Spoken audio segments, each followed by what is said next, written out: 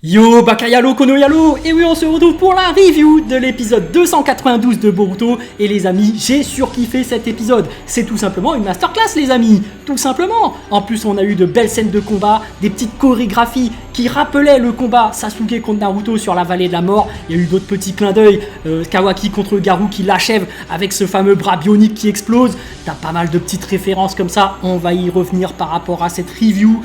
Mais les amis, c'était juste magnifique. C'était juste magnifique. Bon, déjà le début, on a un Boruto qui se fait complètement manipuler par Momoshiki. On voit que Momoshiki a pris le contrôle et effectivement, il domine le fameux combat qu'il avait contre Code. Parce qu'on se rappelle que Code, au début, il dominait. Malgré son Kama blanc, il arrivait quand même à maîtriser Boruto avec son Kama. Donc sa deuxième forme avec le Byakugan. Mais là, c'est carrément Momoshiki qui prend le contrôle. On va l'appeler Borushiki. Et Borushiki qui balance des Rasengan géants à tout bout de champ, et même Hada lui dit clairement à Code que là c'est mort, t'es pas au niveau, il te faudrait des années pour pouvoir le rattraper. On voit vraiment que là c'est la puissance des Otsutsuki. Momoshiki est un Otsutsuki, on se rappelle que un Otsutsuki tel que Kaguya est à l'origine de tous les bijoux. Et oui, c'est ça, hein, c'est comme l'ermite des 6 chemins là, bah ça descend de Kaguya. Donc là, le Momoshiki, c'est vraiment le top niveau de la puissance. Donc là, on a vraiment un Momoshiki qui contrôle Boruto et qui maîtrise tout le monde et tout le monde a peur. Même d'ailleurs, il est en train de plus ou moins dévaster toute la forêt et finalement, Code n'a pas le choix. Il va se rapprocher de Kawaki, il va le prendre en otage et dire « Attention, si jamais tu touches à Kawaki, ton otage, tu pourras plus le faire déguster par le Joubi. Donc ton fruit, tu peux dire au revoir par rapport à ton fruit. » Mais Momoshiki, voilà, il a plus de ressources que prévu.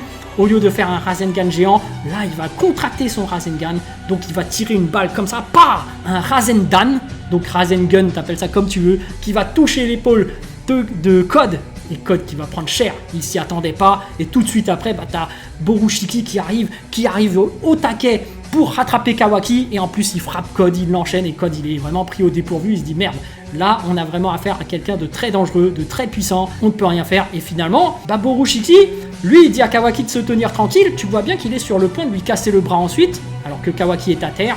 Voilà, il n'hésite pas à blesser quelqu'un qui est devenu inoffensif, et c'est là que ça, t'as Naruto et Shikamaru qui interviennent. Et là, c'est intéressant, parce que Shikamaru arrive, bon, il ne va pas faire énormément de choses, mais il utilise sa technique de l'ombre, et que malgré sa technique de l'ombre, Momoshiki ne peut pas bouger. Il est immobilisé, et il ne peut pas utiliser son Kama pour absorber la technique des ombres. Parce que c'est ça aussi le Kama, c'est de pouvoir neutraliser tous les jutsu, mais une fois que tu es paralysé, tu ne peux pas t'en servir pour neutraliser la technique des ombres. Mais toutefois, ça reste Momoshiki. Donc Shikamaru, il va utiliser son ombre pour utiliser son étreinte par rapport à l'étranglement. Il va rallonger son ombre pour essayer de l'étrangler, mais Momoshiki, il va s'en débarrasser tellement facilement par rapport à sa puissance. Et on s'en rappelle déjà qu'à l'époque, quand tu faisais un Kagemane no Jutsu sur un Joubi, c'était chaud, hein, sur un Jinchuriki, t'avais du mal à le maintenir. Rien que les ennemis d'Orochimaru, là, les petits soldats qui passaient au niveau 2, tu pouvais pas les neutraliser si facilement. Au bout d'un moment, ils ne restaient plus paralysés et commençaient à bouger. Donc là, c'est les limites de Shikamaru, même s'il a grandi. Il ne peut que paralyser, il ne peut pas carrément neutraliser et tuer la personne, non. Et là, en plus, c'est Momoshiki. Et on voit bien que Naruto et Shikamaru, ils osent pas tuer Boruto, parce que finalement, c'est le fils du 7ème. Et tu ne tues pas quelqu'un du village comme ça non plus. C'est difficile de tuer quelqu'un, hein. Il faut se dire que, en plus, si c'est quelqu'un que tu connais, on peut pas le tuer comme ça. Surtout Naruto, par rapport à son fils, on avait déjà ce fameux débat auparavant. Rappelez-vous, il y avait tous les villages qui étaient réunis, il y avait Gaara en plus, qui est le pote à Naruto, qui dit « Non mais si jamais t'es amené à tuer Boruto, est-ce que tu vas le faire ?» Et là, en fait, Naruto, il est en plein dans ce débat. Puisque là, la situation va vraiment arriver. Il s'en doute déjà, mais il ne s'attendait pas à ce que ce soit aussi vite. Donc là, il arrive, il sauve Boruto. Donc Naruto, c'est vraiment un spécialiste du plongeon. Je ne sais pas quel sport il fait depuis qu'il est devenu Hokage. Il fait du rugby ou du plongeon en natation, je sais pas quoi. Mais dans cet épisode, il va vraiment faire beaucoup de plongeon, tu vois. Il va arriver sauvetage tac, sauvetage tac, sauvetage par-ci. Ah, le Naruto mode ermite, c'est un spécialiste du sauvetage. Mais bref, on arrive finalement à cette fameuse scène où Naruto, malgré le fait qu'il a sauvé Kawaki, finalement il y a Code qui est toujours là, et finalement il va faire plus ou moins une alliance avec Momoshiki, puisqu'il va arriver par surprise et neutraliser Shikamaru, et il va s'en servir pour dire à Naruto de ne pas bouger. Et pendant que Naruto ne bouge pas, et ben t'as plus que Kawaki qui reste finalement inoffensif. Et face à quelqu'un comme Momoshiki, bah, c'est peine perdue pour lui. Mais en réalité, Code, c'est compliqué, hein, parce que lui, même dans sa situation, son but est d'embarquer Kawaki. Lui, il s'en fout clairement du Hokage. Bon, son but est quand même de le tuer, mais il se dit non, là c'est mort et tout, je peux pas. Mais voilà, lui, il est là, il se dit bon, tant qu'à faire une alliance, autant en faire une avec Momoshiki. Et tu vois même qu'il discute avec Ada, il se sent un peu mal, hein, puisque vu la situation, il sait que Momoshiki est plus puissant que lui. Naruto et Shikamaru à deux, c'est chaud quand même à neutraliser. Donc, et puis t'as ce fameux Kawaki qui ne se laisse pas faire, mine de rien. Donc on voit que Shikamaru assiste à la conversation entre Code et Ada, et mine de rien, Shikamaru il fait mais bon sang, c'est qui? Il sait qu'il y a quelqu'un derrière. Intéressant aussi de voir à quel point Shikamaru est intelligent. Bien qu'il ne fasse pas énormément appel à son intelligence sur Boruto, je suis désolé de le dire. Mais voilà, là on aurait aimé quand même quelques plus de scènes de combat de Naruto mode ermite. Je vous avoue que dans cet épisode, j'attendais quand même, mais d'un autre côté, c'est pas lui la star, l'acteur qu'on doit mettre en avant. C'est la nouvelle génération et c'est surtout Boruto et Kawaki. Et d'ailleurs, quand tu vois que Code dit à Naruto de ne plus bouger, bah t'as Momoshiki qui se rapproche de lui, Borushiki, donc il fait son Rasengan, et tu vois que Naruto il s'apprête à recevoir le coup comme ça, là, comme dans Dragon Ball, avec les bras croisés comme ça, à se protéger, mais que le Rasengan est tellement géant que Naruto risquait de prendre cher. Quoique attention, hein, Naruto en mode ermite, c'est quelqu'un qui est très résistant.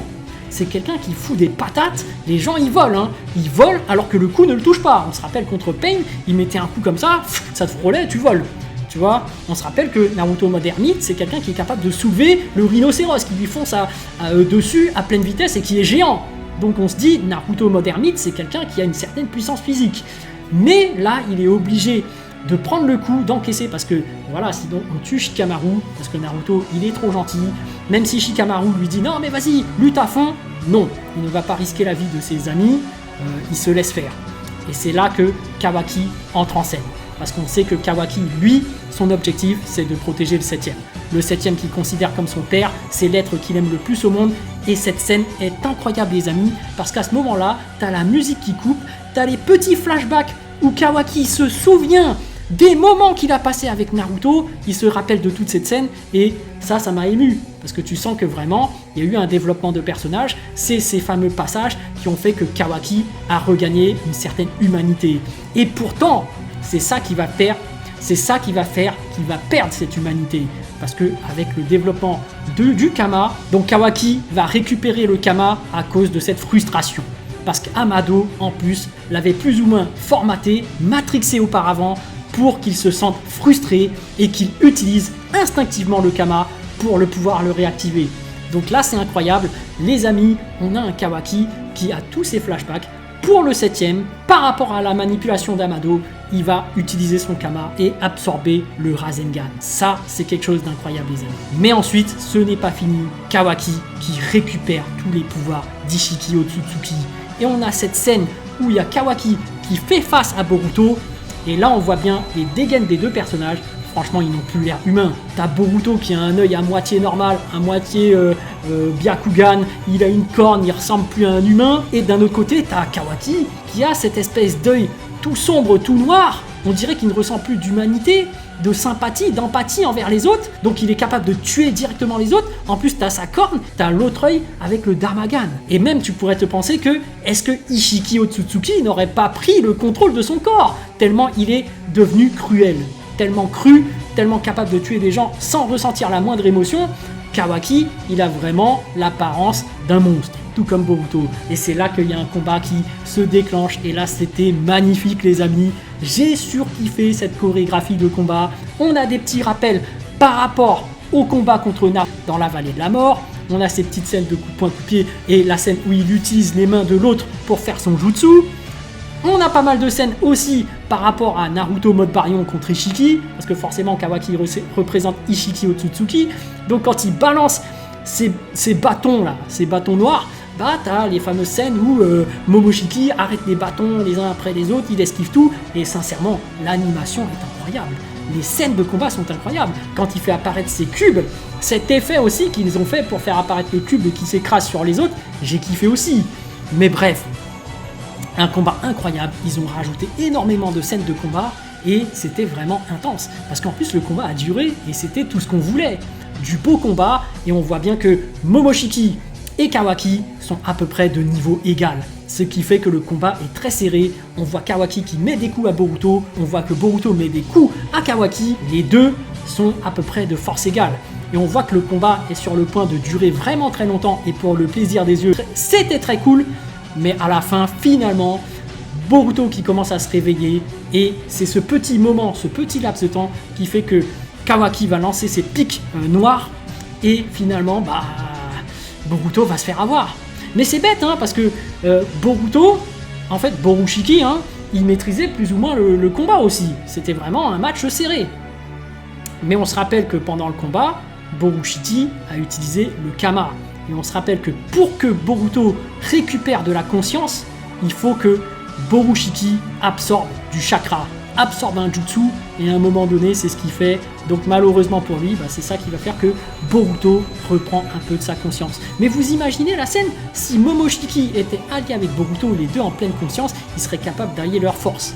Ça aussi, c'est un truc à prendre en compte pour peut-être plus tard. Mais bon, il n'y aura peut-être pas de plus tard, puisque finalement, la finalité de l'histoire, comme vous pouvez le voir, c'est un Kawaki qui transperce Boruto. Boruto qui reprend le contrôle, qui dit Naruto, écarte-toi, il lui met un coup de jutsu pour l'éloigner, un coup de vent là, et finalement il dit seul toi mon frère peux me tuer. Kawaki qui ne ressent vraiment rien, hein, parce que normalement c'est un frère, mais Boruto il croit que c'est parce que c'est son frère qu'il est le seul à être capable de le faire, mais c'est pas normal en réalité pour un frère. Mais bref, Kawaki qui le fait quand même. Cette fameuse scène qui fait référence à Kawaki contre Garou quand il transperce Garou à la fin avec son bras bionique, et là c'est la même chose qui se passe par rapport à Boruto. Donc Boruto qui prend cher, il se fait transpercer, il tombe raide mort parce que effectivement il a un énorme trou dans le bide. Et on a cette fameuse prévue de la fin qui dit adieu, c'est annoncé, prochain épisode, Boruto est mort. Et c'est vraiment incroyable parce que cet épisode a respecté le chapitre au bout des doigts, et en plus ils ont rajouté des scènes incroyables de combat qui ont fait que voilà, l'animation était parfaite, on est resté subjugué jusqu'au bout. J'ai surkiffé cet épisode, tout simplement. Bravo à eux, ils ont respecté le contrat et en plus ils ont ajouté des petits bonus. C'était parfait, masterclass. Voilà ce que j'ai à dire à propos de cet épisode 292 de Boruto. Sur ce, je vous dis donc à plus dans le bus, ou plutôt à plus tard dans le car, ou plutôt à bientôt dans le bateau.